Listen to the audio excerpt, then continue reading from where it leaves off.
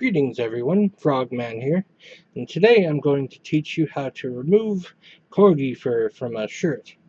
Not my wisest move. I wore a black shirt during this photo shoot and it got all corgied up, as you can see here.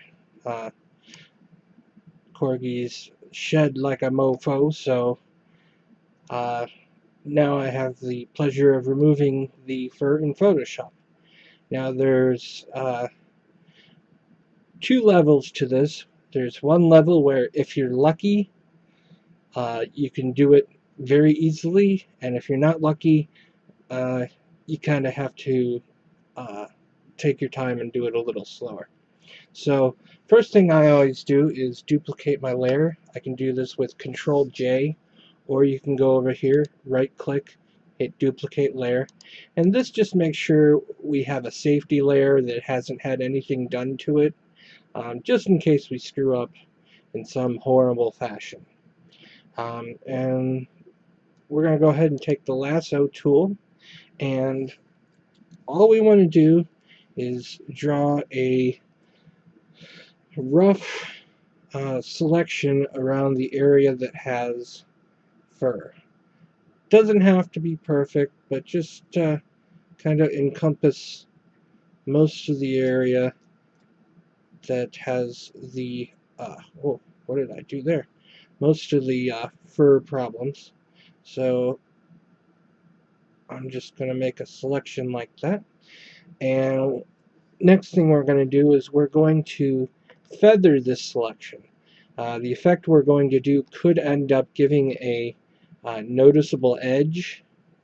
So by going to select, modify, and feather, and giving it, let's go with a 20 pixel feather. Now the feather radius will depend on the size of your file. If you're working on an 18 megapixel file like this one, you know, a larger feather like 20 would probably be good. If you're working on a tiny 500 pixel file, you may only need to do 1, 2, or 3 pixel feather.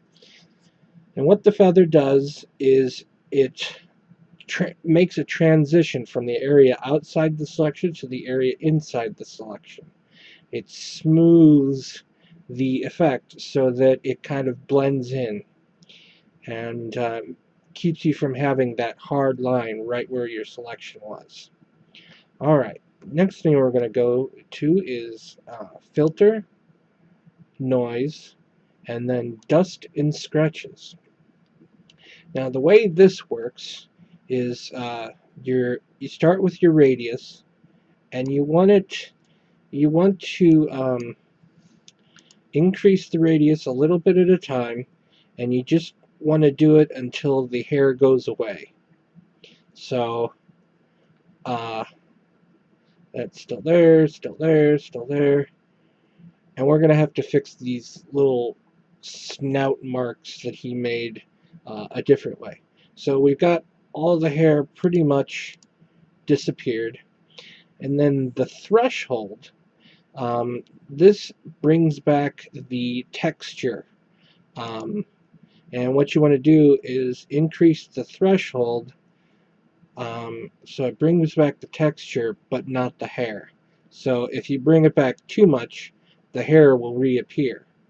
So we want to bring the threshold just so we can, if you have it at 0, no texture, and it's going to look funny.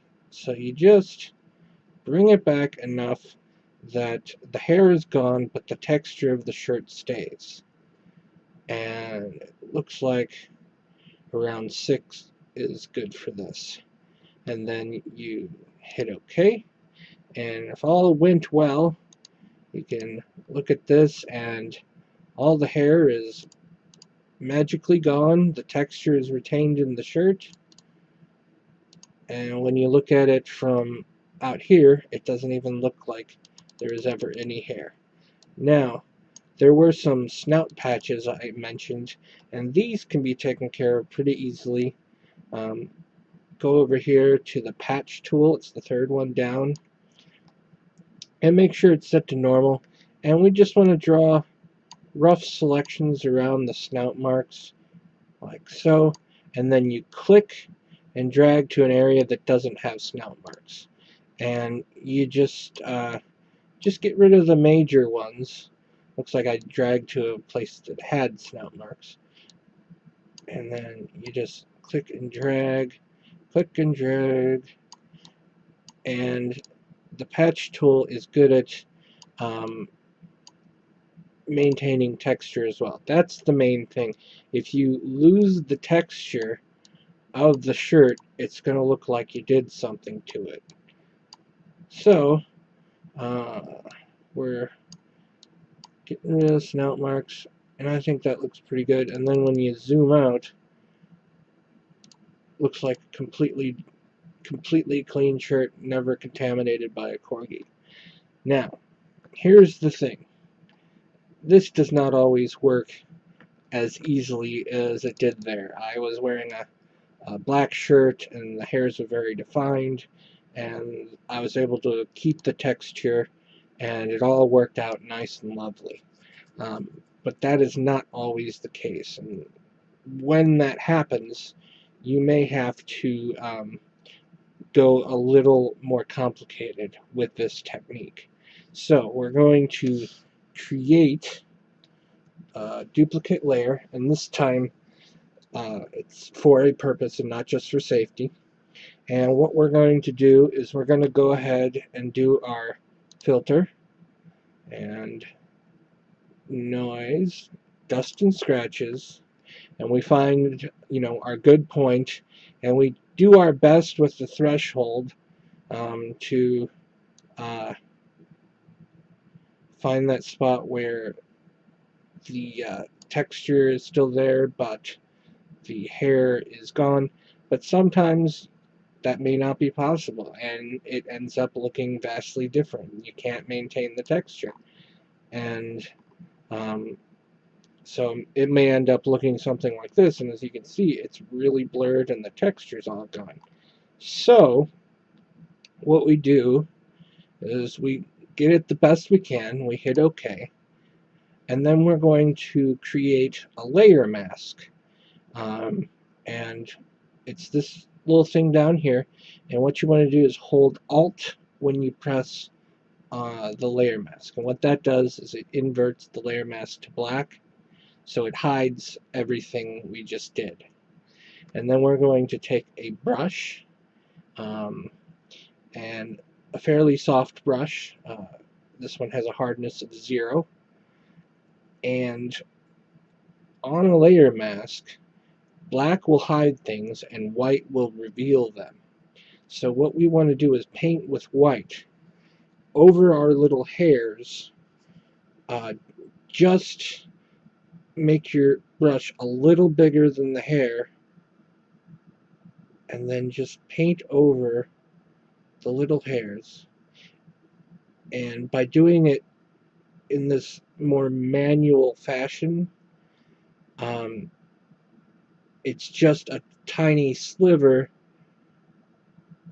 and you won't notice that we obliterated the texture with our filter. And I know this is a little more tedious, but sometimes it's just what you got to do. Not every situation is going to result in, you know, fun, happy, easy photoshopping times. And you don't have to be perfect, but you just want to go over the main hairs and just draw over them. And what we're doing is, since the layer mask is black, we're revealing that blur effect on the top layer by painting in spots in white. And this is a little easier if you have a pen tablet. If you have to do this with a mouse, it can be a little harder to do in a non-frustrating manner. So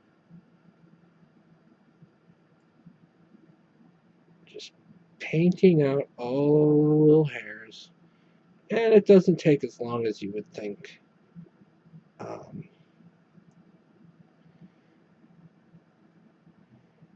And the bigger snout marks, we can get those with the patch tool. We just want to focus on the fine hairs, which are hard to clone out.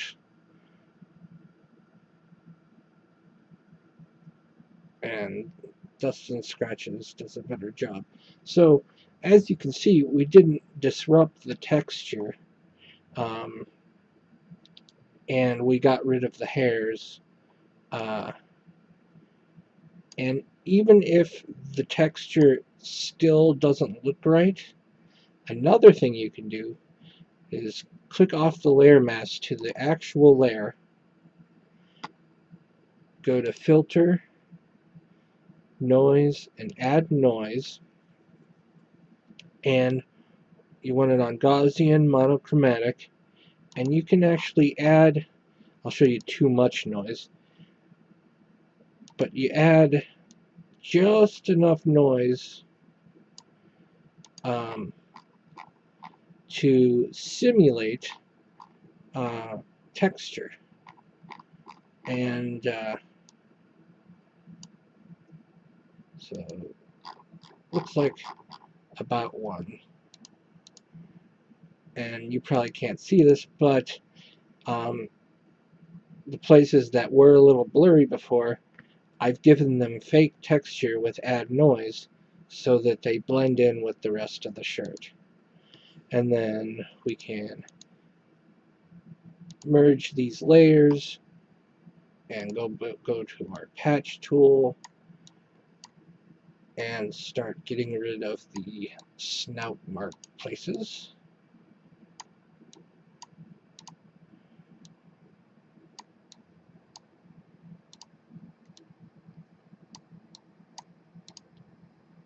And I did a little bit of a rough job, but I was trying to not make this video an hour long.